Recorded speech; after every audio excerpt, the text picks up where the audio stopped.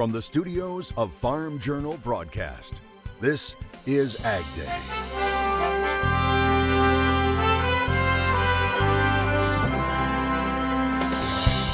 A student on a mission. Definitely overwhelming, challenging. How this Oklahoma 4-H'er is impacting his community. Missouri's governor takes aim at foreign owners. Believe me, if I had the authority, we wouldn't just be talking about banning farmland. Details on his new executive order. And South America has seen a difficult growing season. Why too much rain may be a bad thing. Today on Ag Day. Ag Day, presented by Pioneer. What's next happens when the testing grounds meet the proving grounds. Pioneer. What's next happens here. Good morning, I'm Clinton Griffiths. Soybean prices on notice to start the year as rains return to the key growing areas in South America. But is it enough or too much to help with what's been a critical and difficult La Nina growing season?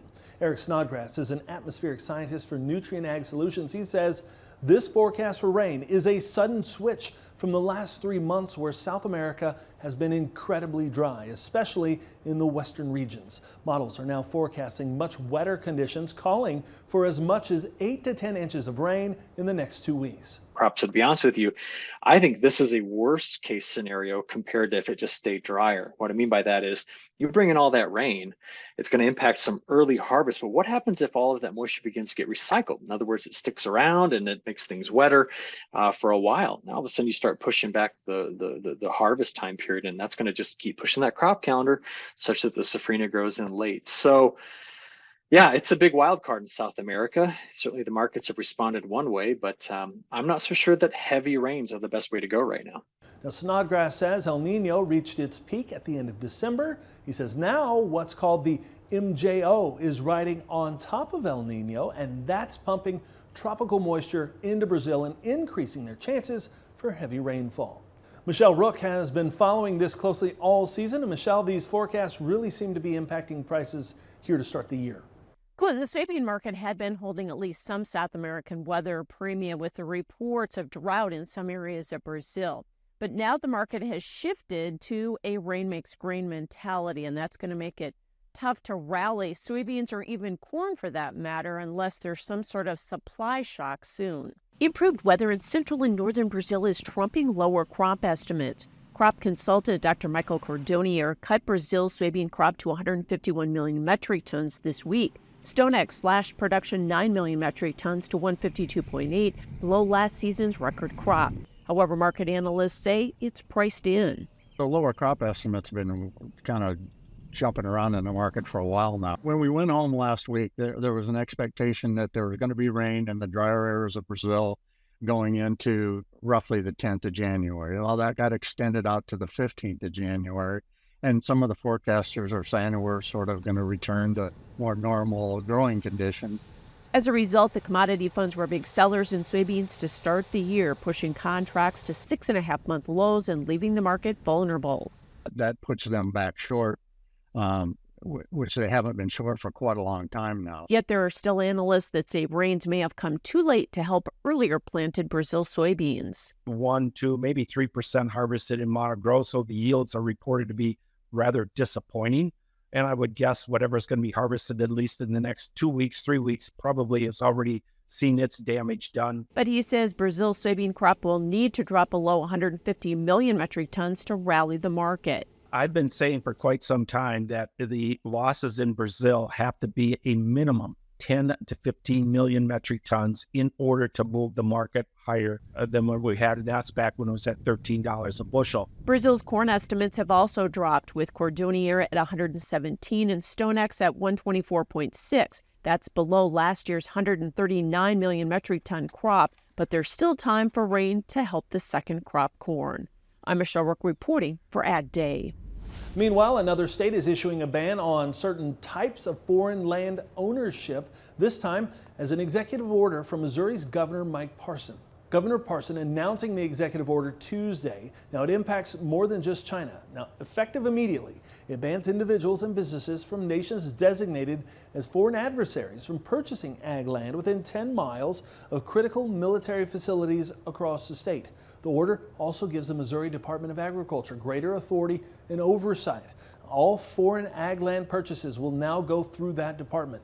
Parsons says this executive order safeguards and protects Missourians by being proactive against potential threats. First of all, this is as far as an executive authority goes under the current law of the state. Believe me, if I had the authority, we wouldn't just be talking about banning farmland, but all commercial properties by foreign adversaries, regardless of rural or urban. Because a commercial building in our urban area in the hands of adversaries poses just as much, if not more, of a threat to our security interests than a rural farm. Now, the order does not affect current landowners. Parsons says it's not a complete ban on foreign-owned farmland, adding that could harm Missourians with state allies, including foreign investments that bring billions of dollars and thousands of jobs to the state.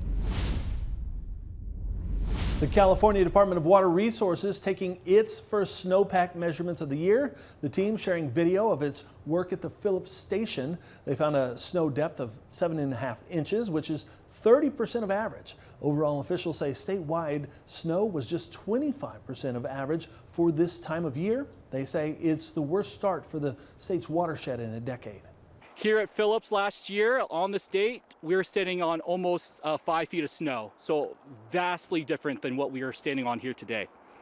Today's result shows that it's really still too early to determine what kind of year we'll have in terms of wet or dry.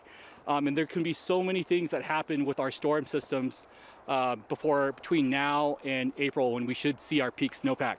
He says statewide reservoirs remain above average thanks to those big snows a year ago. They are currently sitting at 116% of average. Rain and snow are in the forecast for the western U.S. and southern high plains this week. Meteorologist Matt Engelbrecht joins us with the details. Matt? Yeah, I wanted to focus on the snowfall estimate because you can actually follow the energy in the atmosphere where some snowfall could come through. We'll start off on Thursday and see a pocket of snow back in New Mexico. That'll grow into some higher snowfall totals and higher terrain, but also possibly some light snow in and across the panhandle of Texas and Oklahoma. Now, this is Thursday at 11 p.m.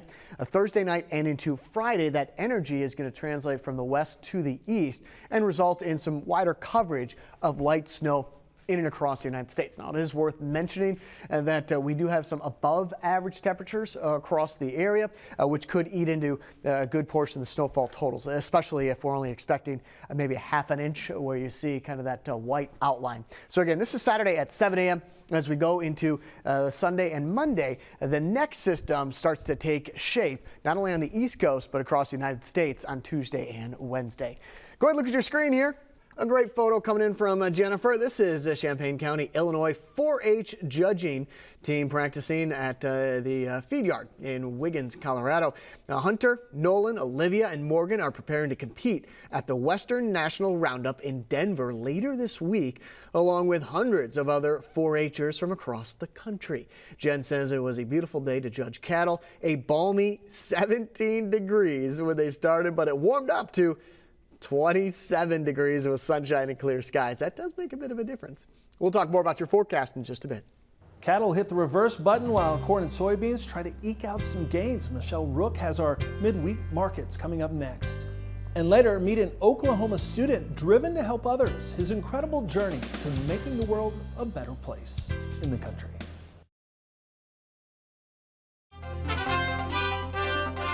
A seriously mixed day for commodity markets as a whole host of things push traders in a variety of directions. Michelle Rook is here to help us sort through it all in Markets Now.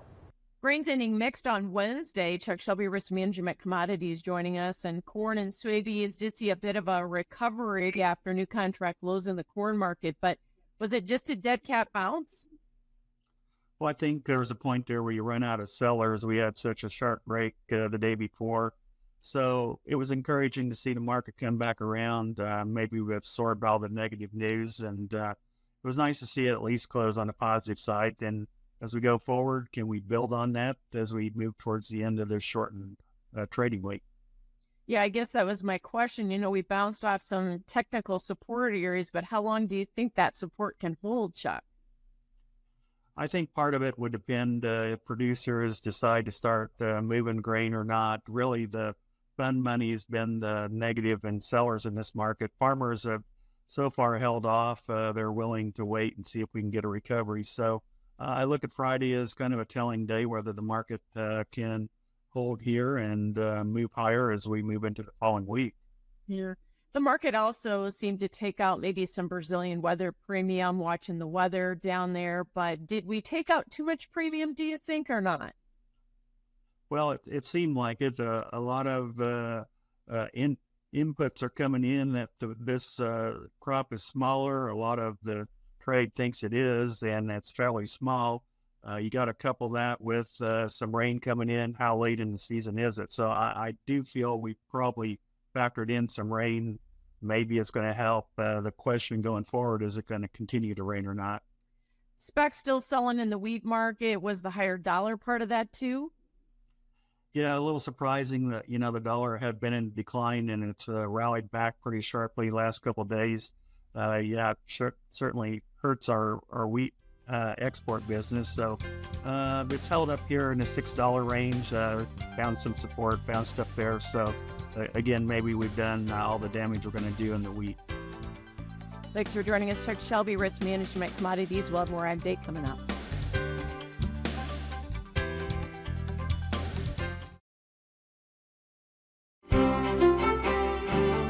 Now, a little bit ago, we looked at the effects of the jet stream matching up with some surface moisture, snowfall at the surface. Now, we'll look at kind of the mechanics within the jet stream, but also it gets you set for next week as well. So this is Thursday and into Friday. That's the low or the trough that's going to produce some snow in and across the United States. One thing to keep in mind, though, on Friday and going into the weekend is the warmer than average temperatures anticipated for the southeast, but also back up here into the Midwest. The coldest of the cold air stays back up to the north Friday, Saturday, and Sunday. Watch what happens into Monday and Tuesday. One thing that we've been eyeing the last, let's say, 3 or 4 days, even this past weekend, signals increasing for more widespread snowfall and a more impactful system by Monday, Tuesday, and Wednesday of next week. And you'll see why. This is the jet stream on Monday. And I press the button, you'll see that trough really starts to deepen. And two things are going to happen with this trough. One, it's going to pick up a decent amount of moisture from the Gulf of Mexico with how far south it is starting to sink. As that happens, we're going to converge that with some colder air coming in from the north. You can see this line right here cut through Montana, the Dakotas, as well as back up into Canada. That's going to sink more to the south and bring in that colder air to result in more widespread snow showers in and across the United States. We start to see more of a negative tilt within the jet stream on Tuesday and Wednesday. That is going to amplify some of the impacts in the wind field in and around this circle, especially more to the east on this system. Now it's Tuesday. It's less than a week away, but still far enough that these details are still kind of fuzzy. I still think we got to get through that weekend system before it becomes really clear where impacts are going to be felt. But that being said, this is going to be the first mainly of the season, the winter season, of more of a significant snowstorm in and across the United States. Now, otherwise, in the more immediate future, that's that next piece of energy, bottom left-hand corner of your screen, getting set to work in and across the United States. Start off in Florida, Cross City, sunny, high around 62 degrees, low of 36. Shelton, Washington, with some rain, high of 45, low of only 42. Troy, Alabama, high of 58, mostly sunny skies, low around freezing. Cattle prices are riding a seesaw to start the year. We'll look at where profits finished 23 coming up next. And later, the inspiration behind a driven student in Oklahoma. See why he's determined to make his community a better place in the country.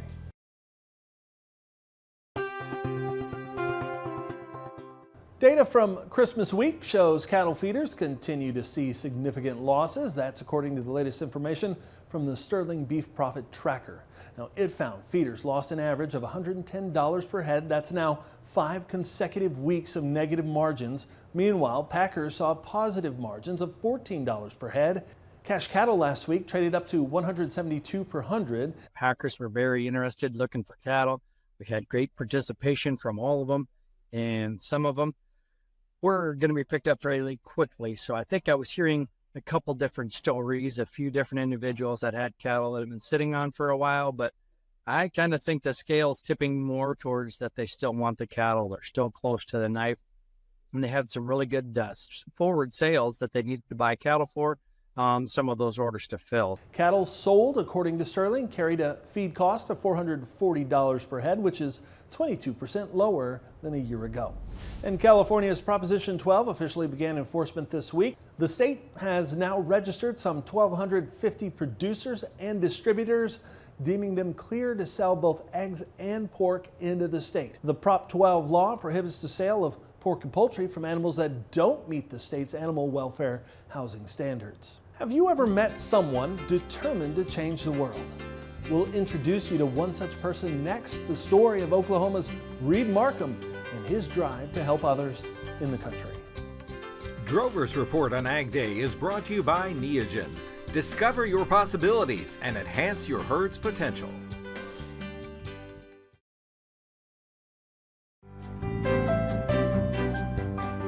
The holidays are past, and the start of a new year is a good time to reflect on the impact you hope to make in the days ahead. That's how one Oklahoma 4-H'er looks at every day. Curtis Hare with Sun Up TV reports on the growing legacy of Reed Markham. Basically, downtime, or really just any time, isn't something Reed has a lot of these days. Definitely overwhelming, challenging. That's the funny thing about college. It can take all your anxieties and insecurities and turn the dial on them up just a few notches. But the way he manages things, though, he is really good at it. But what's been hard is he has officially entered the reality of moving on from something that's played a massive role in his life since the 5th grade, 4-H. I joined mainly to find new friends and people that were like me, because anxiety and ADHD kind of stopped me from coming out of my shell and going to meet new people. He wanted to be in a speech contest. He had practiced for that, and then he's like, I'm not doing it. But one person who would go on to have an immense impact on Reed's life had other ideas. His 4-H leader, Donna Curry, just outright refused to give Reed an easy out. She said, Reed, you're going to do this 4-H speech contest. You're going to do this because you can do this. No, they'll make fun of me and I'm not going to do it. Well, she got him to do it and he won first place. With the help and support from his family, especially his older brother Miles, he championed numerous projects in Pittsburg County, winning several awards, including the 2024 National Youth in Action Award. One of the very first things that I did was a homeless bag giveaway, and I just wanted to try and do something to help them get back on their feet. And so I filled about 50 paper sacks full of all kinds of things, hygiene materials, food, water. But scrolling through Facebook one day, Reed stumbled across a story that would inspire his next project. Hudson Campbell was a little boy. He had pediatric cancer. We didn't know Hudson or his family. But to see him smile, and his smile that could light up a dark room, it gave you hope. So we were keeping up with Hudson and everything, and Hudson passed in 2018. And he said, Mom, I want to do something for Hudson's family. So Reed started the Hudson Strong silent auction, raising over $7,000 for Hudson's family. And then the second year, he found out about a little girl, Kenna Machota. 9-year-old Kenna Machota was born with a rare heart condition. And like Hudson, Reed didn't know her. And so he asked the Campbells if he could do the auction again and split the cost so she could go on a Disney cruise. To date, Reed's annual silent auction has raised a little over $180,000 to help those in need. But it would soon be Reed and his family who would need help. Reed lost his only sibling. Miles, who fully supported and actively encouraged Reed with his projects, passed away in the Army. My brother played a huge part in my life. He was one of the very first people I looked up to. Just a few short months later, another tragic blow. He lost Miss Donna Curry to a brain aneurysm. It was devastating.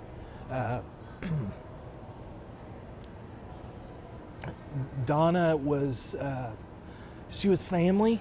She was my second mom. She was the person that pushed me to join 4-H. It's been a different past few years. But again, Reed is Reed. He had 2 goals after that awful year: help people and keep pushing forward. The toy giveaway, the project that means the most to Reed. Since 2016, Reed's Christmas toy giveaway has provided over 53,000 gifts for children. He was an answer to our prayers because we were grieving the loss of Hudson, and he gave us a way to give back by honoring his memory. He's an amazing kid. There's a good chance we won't remember 100 years from now. If we make an impact on the planet and on our nation, that can be remembered. They'll remember what you did. In Pittsburg County, I'm Curtis Hare. Thanks, Curtis, and Sunup TV for sharing that story with us. And that's all the time we have this morning. We're sure glad you tuned in. From all of us here at Ag Day, I'm Clinton Griffiths. Have a great day.